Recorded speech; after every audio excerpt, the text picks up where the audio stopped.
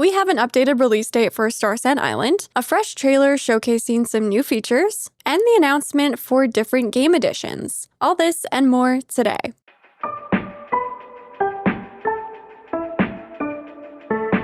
Hello friends, Sarah Sunstone here, bringing you the latest gaming news with Sunnyside Up.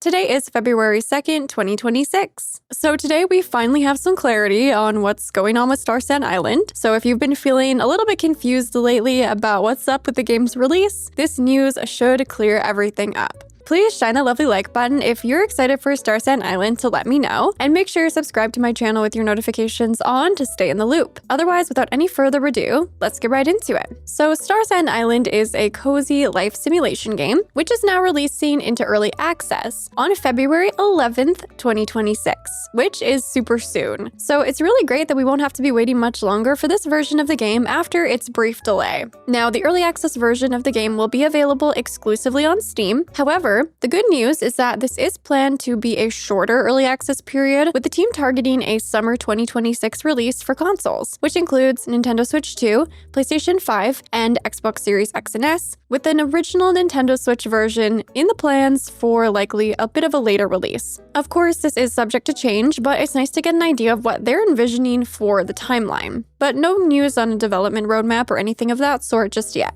With the announcement of the updated early access release date, we also received an all-new trailer, which showcased some of the new and improved features coming to the game. First of all, the beautiful cinematics, which honestly have been a bit of a common theme across many, if not most, or all of the trailers. This one, however, really sets the tone for why we're on Starsand Island, the story of what brought us there. So it does fall very much in line with what you might expect for similar games in the genre. You know, the classic trope of growing up on some beautiful, idyllic place, maybe an island in this case it is, and then, you move away, you get some kind of a corporate job, or you get kind of swept up in the day-to-day life, the hustle, the bustle. It feels kind of dark and dreary, and you get this idea to start a new life, going back to where it all began. So although the story for Starsand Island isn't anything revolutionary in that regard, it's honestly so nice to finally see this depicted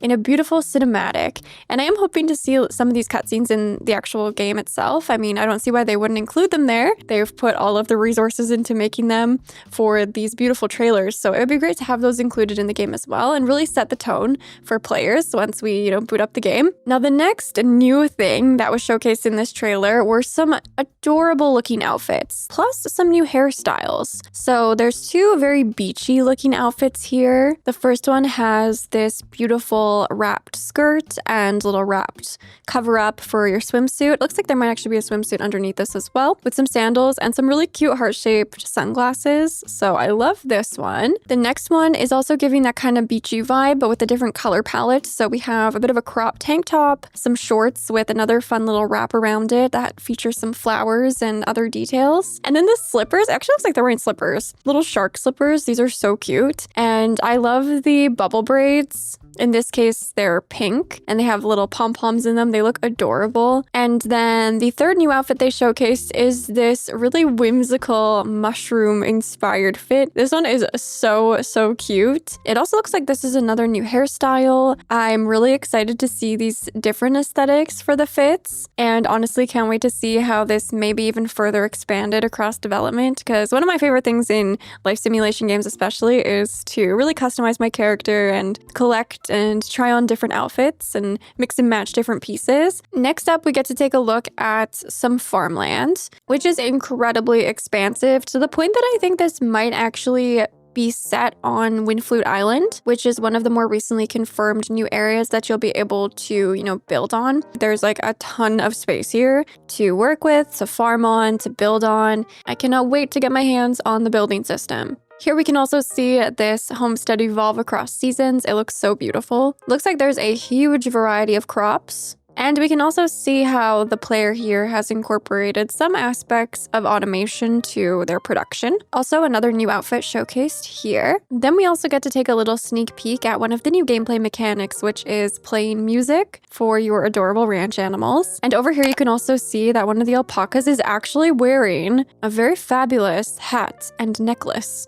So the team has previously teased some elements of customization for your pets, but it looks like maybe that'll also be available for ranch animals. And speaking of pets, here we can see one of the most adorable things I think I've ever witnessed. We have a group of animals that are all collectively riding one of the scooters through town. It's so cute. We have actually a new dog here. And then we also have the capybara, the red panda, the Shiba Inu, and then some little chiclets and some sort of a bird who is wearing a hat. Super, super adorable. I know for sure the capybara, the Shiba Inu, and the red panda are all adoptable, but this other lab type dog is new, and I'm not sure about the birds. There were not adoptable birds in any of the builds of the game that I had access to. There were like little chiclets and chickens that you could have for your ranch, but we'll just have to wait and see what this is all about, but it's so cute. So then here we get to take a little look at the new fish traps. So you'll be able to place these in bodies of water and then passively collect fish. They're also showing off another new fishing mechanic here where the player is throwing bait into the water, which attracts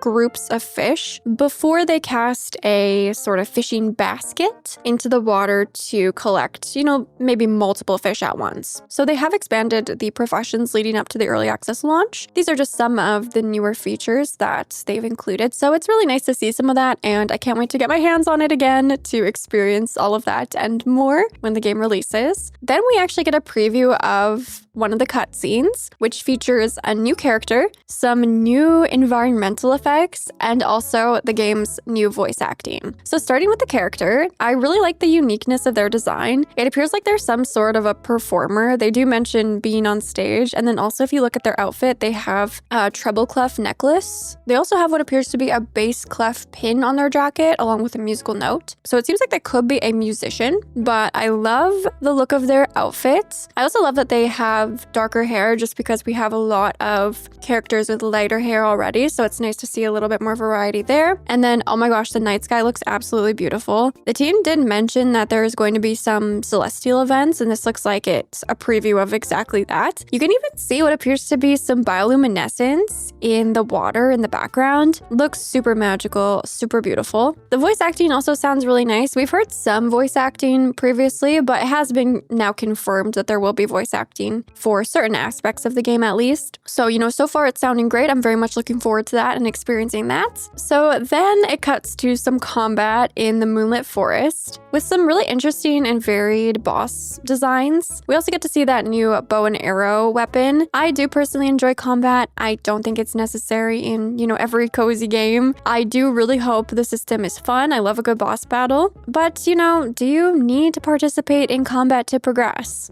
Well, I'll actually share more on this, addressing some other frequently asked questions in an upcoming video, so stay tuned. In this trailer, they also showcased more of the brick-by-brick building system, which here includes some placeable stairs, some trees, statues, fencing, and more. It is very impressive to see what they've built here. It looks incredibly elaborate and very expansive. And based on the sheer scale of this creation, I am going to speculate that this is also being built on either Cloudrest Lake or Windflute Island, which are the secondary and tertiary building areas that we'll have access to outside of our initial homestead. That's not confirmed, but I know for a fact that the main homestead, at least the one I had access to in the builds of the game that I've played, was not of this scale or scope, so I think it's a pretty safe bet that this is being created on one of those additional spots. So, those are the highlights from this new trailer. I absolutely loved it. I was really excited to see lots of those new features that they've been teasing, and it made me even more excited for the game. I cannot wait to get my hands on the game and stream it on launch day with you all, which, as a reminder, is February 11th, 2026 for PC via Steam. Now, the final piece of news for today are the different game editions that will be available for the early access launch, which includes standard and deluxe editions, both of these available on Steam. So what's the difference? Well, the standard edition includes the base game, a Chinese New Year furniture set, and the Neo-Chinese outfit. So automatically, with just the base version of the game, you're going to be getting some additional digital items. Then there's also the deluxe edition, which includes everything listed here in the standard edition, plus the classical furniture set, the elegant formal outfit, and a pumpkin carriage. So some additional digital goodies if you would like to support the team extra. It's definitely worth noting that both editions of the game will be listed at a 30% discount for the early access launch, and I imagine this pricing would stay as such throughout early access before reverting to the regular price when it's ready for its 1.0 launch. Although this wasn't explicitly stated, so do keep that in mind. This is just what I am presuming. So there you have it, friends. That's the latest news for Starsand Island. Are you excited? Because I'm excited. And again, I will be streaming the game on launch day on February 11th, 2026, with more Starsand Island content coming your way between now and then and beyond. Be sure to share your thoughts with me down in the comments. Will you be playing at early access? Will you be getting the standard edition, the deluxe edition, waiting for consoles? Anything and everything. You know I always love hearing from you. And with all that being said, thank you so much for watching. I love you all. And until next time, take care.